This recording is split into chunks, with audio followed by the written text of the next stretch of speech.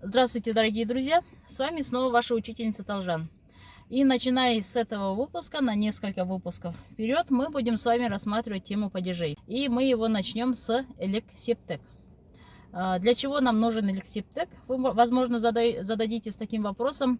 Чтобы ответить на вопрос, я вам хочу задать один вопрос. Скажите, пожалуйста, на казахском, как можно сказать «дверь машины»? Или другое предложение, как можно сказать окно дома? Можете это сказать на казахском? Я вас долго мучить не буду. Давайте я сразу же скажу ответ. Дверь машины на казахском будет машинаның есігі.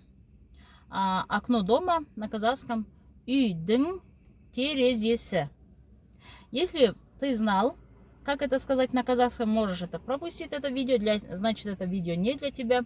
А если ты этого не знал, то самое время нам сейчас начинать тему на элексептек.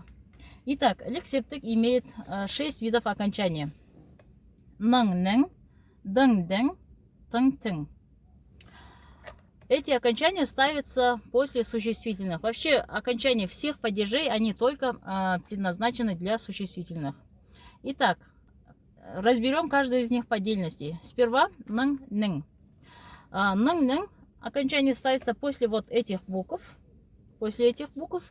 И для примера, пусть это будет шапка ребенка. Так? Мы скажем для начала ребенок бала.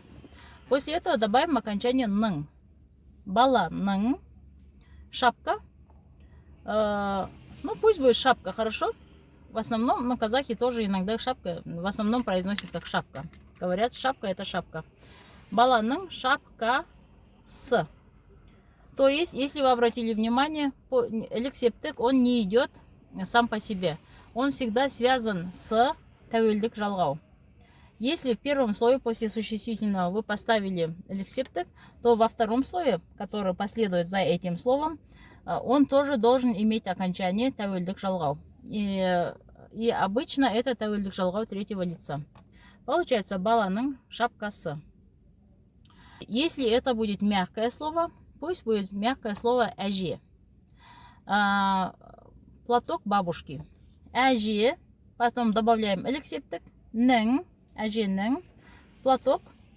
Орамал. Опять добавляем тәуелдік жалғау третьего лица. Әженің орамалы. То есть элексептек окончание и окончание тәуелдік жалғау, они идут всегда неразрывно. Хорошо? Вы это поняли, да? Ладно, идем дальше. После чего ставится окончание дың-дың.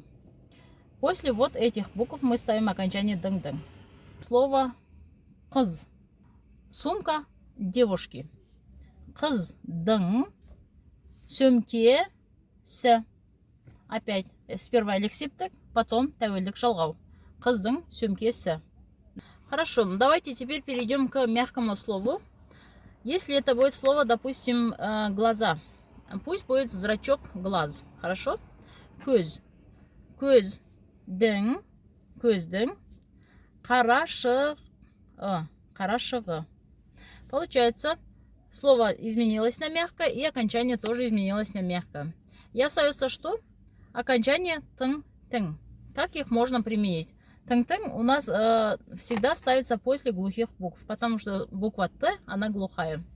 Получается, вот после этих букв мы ставим окончание тың-тың. Например, волосы лошади. Аттың жалы. Аттың жалы. А если это будет мягкое слово, пусть будет хвостик собаки. Иттің құйрығы. Иттің құйрығы. Вот на этом мы с вами завершили элексептек. До новых встреч. Спасибо за внимание.